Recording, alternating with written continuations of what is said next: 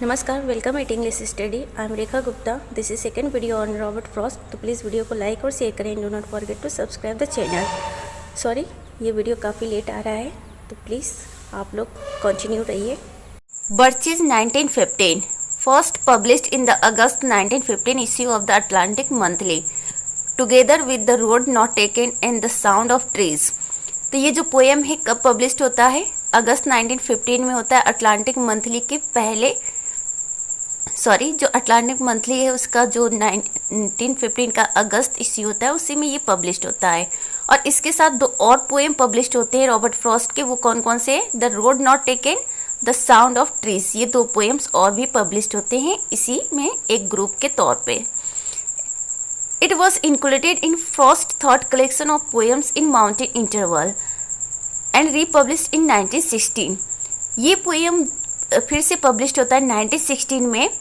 और Robert Frost का जो थर्ड कलेक्शन ऑफ पोएम्स आता है, माउंटेन इंटरवल के नाम से इनका एक पोएम का कलेक्शन आता है जो कि थर्ड कलेक्शन है 1916 में। इसके साथ भी ये पोएम बर्चेज जो है वो पब्लिश्ड होता है। तो इस तरह से ये जो पोएम है दो बार पब्लिश्ड होते हैं, एक बार 1915 में अटलांटिक मंथली में और दूसरी बार माउंटेन इंटरवल नाम का थर्ड कलेक्शन जो है फ्रॉस्ट का उसमें 1916 में। The poem Birches uses the metaphor of a boy swinging on birches as the metaphor for a youth and then corresponding old age. Poet जो है किस यहाँ पे बर्च ट्री का यूज़ क्यों करते हैं? एक मेटाफर के तौर पे यूज़ करते हैं कि बचपन में जो बच्चे होते हैं तो वो क्या करते हैं, बर्चेस जो ट्री है उसके ब्रांच को क्या करते हैं, बेंड करते हैं, मतलब उसमें स्विंग करते हैं और उसकी वजह से उसके ब्रांच जो है बेंड हो जाते हैं। तो इन्होंने मेटाफर के तौर पे बर्चेस को प्रेजेंट किया कि बर्चेस क्या है, वो यूथ एज का एक मेटाफर है और वहाँ पे बच्चे जो होते हैं बहुत खुश होते हैं in the comparison of their old age, क्योंकि ओल्ड एज में बहुत सारी रिस्पॉन्सिबिलिटीज़ और बर्डन आ जाते हैं। लेकिन यूथ में क्या होता है, जब एक इंसान बच्चा होता है तो वो कितना इंजॉय करता है ये बताते हैं, जैसे एक बच्चा बर्चेस ट्री के ब्रांच के साथ स्विंग करता है। तो it is a comparison of a joyful abundance of youth with struggles and burden that adulthood brings. तो यहाँ पे एक कंपेरिजन पोएट ने प्रेजेंट किया है कि यूथ में इंसान बहुत ही जॉयफुल होता है, बहुत क्या होता है, खुश होता है, हैप्पी होता है, टेंशन फ्री होता है। और एडल्टहुड में क्या होता है, बहुत सारे स्ट्रगल्स और बर्डन आ जाते हैं। The act of swinging on birches presented as a way to escape from hard rationality of truth of the adult world. साथ ही बर्चेस में ये भी दिखाया गया है कि जो पोएट है, नरेटर है, वो किस तरह से जो एडल्ट वर्ल्ड की हार्ड रेशनैलिटी और ट्रूथ है उससे बचने की कोशिश कर रहा है। क्योंकि एडल्टहुड में तो हर कोई इस तरह की सिचुएशन को फेस करता है, बट यहाँ पे एक तरह से स्केप दिखाया गया है कि एडल्टहुड का जो बर्डन है, जो प्रॉब्लम्स है, उससे बचने की कोशिश कर रहा है narrator, which is not possible. But वो अपने बचपन को याद करके थोड़ा वो इंजॉय करना चाहते हैं, अपने मूड को अच्छा करना चाहते हैं। बर्चेस जो है वो सिंगल स्टिंजा की पोएम है और टोटल 59 लाइन से, इसमें राइम स्कीम नहीं है, ब्लैंक वर्स में है और आयम्बिक पेंटामीटर में लिखा गया है। साथ ही ये कन्वर्सेशनल लैंग्वेज को यूज़ किया गया है। इसमें फर्स्ट पर्सन और सेकंड पर्सन का यूज़ है, आई और यू का। इसके जो इम्पोर्टेंट थीम्स है वो नेचर है, चाइल्डहुड है, एडल्टहुड है, डेथ है, एस्केप है। The poem presents how the life of the poet and his perception of life has changed as he has grown up. यहाँ पे इस पोएम में ये भी देखने को मिलता है कि जो पोएट की लाइफ है और लाइफ को लेकर जो उनकी परसेप्शन है वो किस तरह से चेंज हो जाता है जैसे जैसे वो ग्रो करते हैं। क्योंकि बचपन में लाइफ इंसान के लिए कुछ और होता है और जब वो बड़ा होता है तो उसके लिए लाइफ कुछ और हो जाता है। टोन इस पोएम का काम और सोम्बर टोन है। साथ ही ये पोएम जो बर्चेस है इसमें सिंबलाइज करता है किस चीज़ को, कनेक्शन दिखाता है, earthly realm and heaven and offer the access to both worlds. तो यहाँ पे एक सिंबॉलिक रिप्रेजेंटेशन है अर्थली रियल्म और हेवन का, कि जो अर्थ है और हेवन है उसके बीच किस तरह से कनेक्शन है और साथ ही दोनों वर्ल्ड के साथ कैसे ह्यूमन बीइंग एक्सेस कर सकते हैं, ये भी दिखाया गया इस पोएम में। The poet dreams to be the swinger of birches once again in his life as he was in his boyhood. इस पोएम में पोएट ड्रीम करते हैं, सोचते हैं कि काश वो एक बार फिर से अपने बचपन के दिन की तरह क्या कर लेते हैं, बर्चेस में स्विंग कर लेते हैं, बर्चेस के जो ब्रांचेस हैं उसको पकड़ के झूलते हैं। तो वो अपने बचपन के दिन को इस तरह से याद करते हैं क्योंकि वो अपने एडल्ट लाइफ की जो रिस्पॉन्सिबिलिटीज है, बर्डन है, उससे थक चुके हैं। The poem dramatizes the conflict between the desire to go back in the innocence of childhood and to stay with the experienced role of adult। साथ ही एक कन्फ्लिक्ट भी यहाँ पे प्रेजेंट होता है इस पोएम में कि ये दिखाया जा रहा है कि नरेटर जो है वो इच्छा रखते हैं अपने बचपन में, जो उनका इनोसेंस बचपन है उसमें वापस जाने के लिए एक उनकी डिज़ायर को रिप्रेजेंट किया गया। और साथ ही ये भी दिखाया गया है कि जो एडल्ट के जो एक्सपीरियंस्ड रोल है उसमें भी रुकना है। मतलब इंसान जो है अपने बचपन में भी जाना चाहता है लेकिन वो अपने जो रिस्पॉन्सिबिलिटी से उससे पीछे नहीं हट सकता है। He likes the idea of vacation from the trouble of life.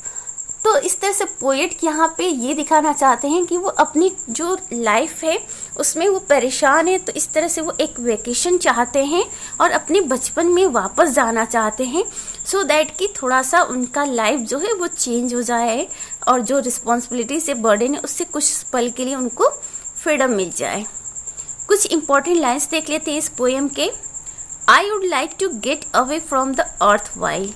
Gate away from the earth while मतलब वही इस जो अर्थ वाइल है उससे दूर जाना चाहते हैं, वापस जाना चाहते हैं अपने बचपन में। Then come back to it begin over, और फिर वापस आकर उसे शुरू करना चाहते हैं, किसे, बर्चेस ब्रांच में स्विंग करना। Not to return earth the right place for love, one could do worse than to be a swinger of branches. Life is too much like a pathless wood when your face burns and tickles with cobwebs from a twig having lashed across it open। Next important line है when I see birches bend to left and right across the lines of straighter dark trees, I like to think some boys been swinging them।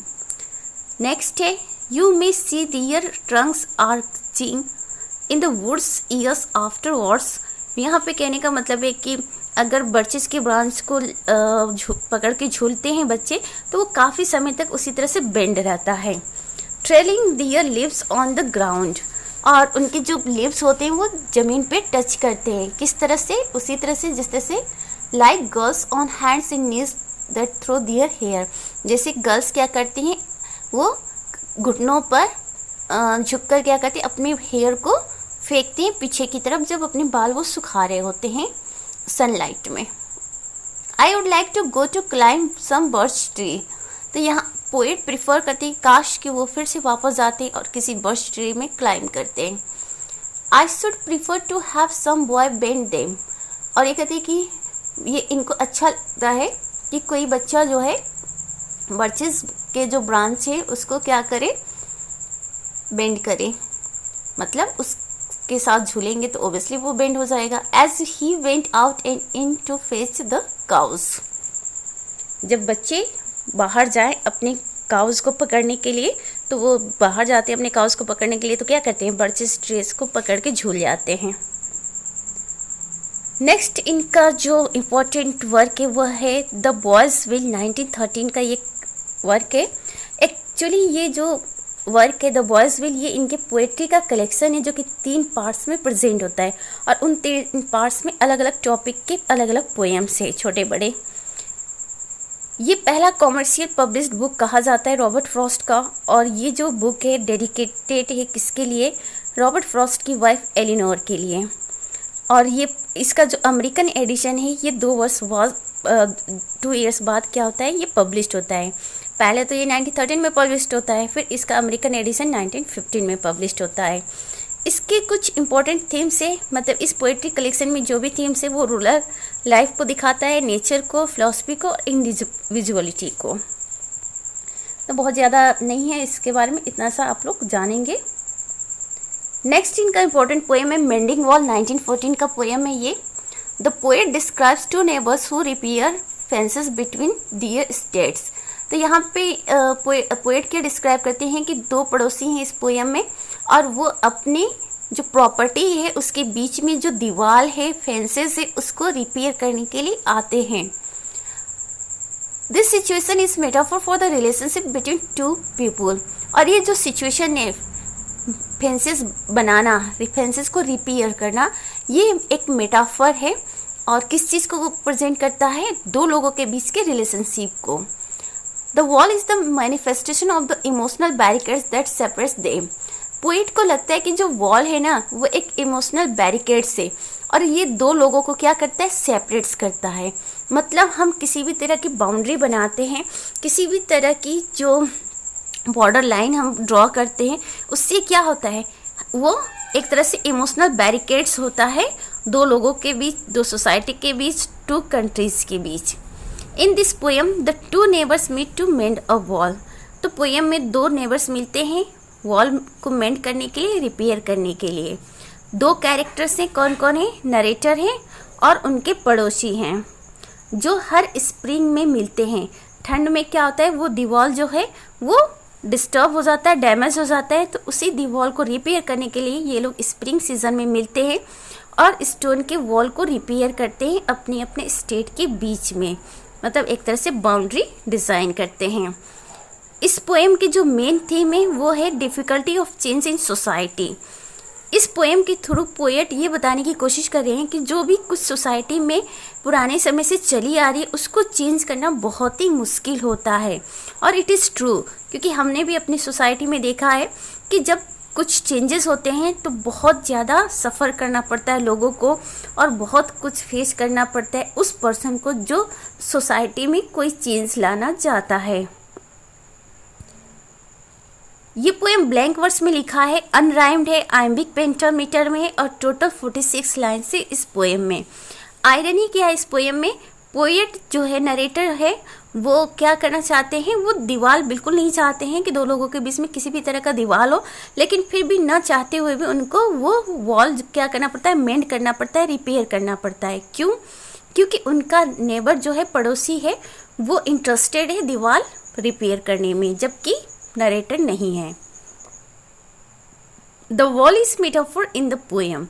Wall क्या है? Metaphor इस poem में, और वो क्या present करता है? सेपरेशन को प्रेजेंट करता है दो लोगों के बीच में। कैसे कोई भी बात क्या करती है? दो लोगों को इस तरह से अलग कर देती है, सेपरेट कर देती है।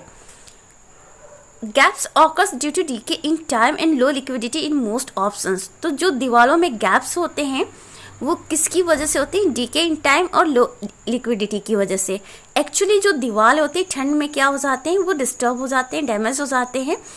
और पोएट को लगता है कि जो कुदरत है, नेचर है, वो भी नहीं चाहता है कि किसी तरह का फेंसेस हो दो नेबर्स के बीच में, लेकिन फिर भी उनका पड़ोसी है वो इंटरेस्टेड है, वो चाहता है कि नहीं, दीवार होनी चाहिए, दीवार होगी तो ही जो दो पड़ोसी हैं वो एक अच्छे पड़ोसी बन सकते हैं, अदरवाइज उनके बीच में क्वेरल हो सकता है। ऐसा पोएट के नेबर का मानना है। जबकि पोएट का मानना है कि वो दीवार होने का कोई मतलब नहीं है वहाँ पे, क्योंकि ऑलरेडी एक तरह का डिवीज़न है उनके बीच में, और जो डिवीज़न है उनका ऑर्चार्ड है एप्पल का, और उनके नेबर का पाइन का ऑर्चार्ड है, वुड है। तो इस तरह से क्या होगा कि वो अपने आप में सेपरेट है, फिर भी इनका पड़ोसी जो है करना चाहते हैं। कुछ इंपॉर्टेंट लाइंस देख लेते हैं। Something there is that does not love a wall. Poet यहाँ पे कहते हैं पहले लाइन में, ये फर्स्ट लाइन है इस पोएम की, और बताने की कोशिश करते हैं कि ऐसी कोई चीज़ है जो वो नहीं चाहता है कि यहाँ पे दीवार एक खड़ी हो, लेकिन फिर भी इनका पड़ोसी हर साल वो दीवार बनाने के लिए इनको बुलाता है। That sets the frozen ground under it. और उसी वजह से क्या होता है, दीवार के नीचे क्या होती है, ग्राउंड जो है फ्रोज कर जाती है, और उस वजह से वहाँ पे दीवार उठ जाती है और वो डैमेज हो जाता है। तो उसे मेंड करने के लिए हर स्प्रिंग में दोनों पड़ोसी को, मीन्स नरेटर को और उनके पड़ोसी को मिलना पड़ता है। But at spring mending time we find them there. लेकिन हर स्प्रिंग सीजन में उन्हें मेंडिंग टाइम में उन्हें वो गैप देखने को मिलता है दीवार में। And set the wall between us once again. और फिर वापस उन्हें एक बार फिर से वो दीवार सही करना पड़ता है, स्प्रिंग सीजन में after winter. He is all pine and I am Apple orchard, my Apple will never get cross. यहाँ पे पोएट कहते हैं कि दीवार की कोई ज़रूरत नहीं है हमारे बीच में, क्योंकि जो इनके पड़ोसी हैं उनके पास पाइन के ट्रीज़ हैं और जो पोएट है उनके पास एप्पल के ऑर्चार्ड है। तो दोनों अपने आप में एक तरह से बाउंड्री डिज़ाइन करते हैं और इनका कहना है कि इनके एप्पल के ट्री जो हैं वो कभी भी क्रॉस करके उनके पाइन के ट्रीज़ में नहीं जाएंगे। लेकिन फिर भी इनका पड़ोसी है वो क्या कहता है, he only says good fences make good neighbours. तो इनका पड़ोसी का मानना है कि जो गुड फेंसेस हैं वही गुड नेबर्स बनाते हैं। मतलब हम अच्छे से अपनी प्रॉपर्टी को बाउंड्री करेंगे तो दो पड़ोसी के बीच में अच्छा सा क्या होगा, रिलेशन होगा। Just like we can say they between two countries, दो कंट्रीज़ के बीच में अगर अच्छे से बाउंड्री डिज़ाइन हो तो उन दोनों कंट्री के बीच में किसी तरह का कोई झगड़ा नहीं होगा। लेकिन अगर वही बाउंड्री में डिस्प्यूट होगा तो ओबियसली वो कंट्री लाइफ टाइम क्या करेंगे, फाइट करेंगे एक दूसरे से। Spring is mischief in me and I wonder, but here there is no cause, before I build the wall I would to ask to know. यहाँ पे पोएट बिल्कुल इंटरेस्टेड नहीं है दीवार बनाने के लिए, इसलिए कहते हैं कि दीवार बनाने से पहले मैं जानना चाहता हूँ। In each hand like an old stone savage armed, he moves in darkness as it seems to me. इनका पड़ोसी क्या करता है कि वो दीवार बनाने के बाद फिर वो अंधेरे में चला जाता है वहाँ से। He will not go behind his father's saying and he likes having thought of it so well. यहाँ पे पोएट कहते हैं कि ऐसा लगता है कि जो इनका पड़ोसी है वो अपने फादर की जो सेइंग है उससे अलग नहीं जाना चाहते हैं। मतलब इनके पड़ोसी के फादर का मानना था कि जो गुड फेंसेस में गुड नेबर्स से ये इनके पड़ोसी के फादर बोलते हैं और इसी चीज़ को इनके पड़ोसी भी फॉलो करते हैं। और पोएट को लगता है कि ये अपने फादर की ये जो कहावत है उसे बहुत अच्छे से फॉलो करना चाहते हैं और शायद he is interested to follow his father's saying. तो this is all about for today's videos. Please video को लाइक और शेयर करें and do not forget to subscribe the channel. Thanks for watching.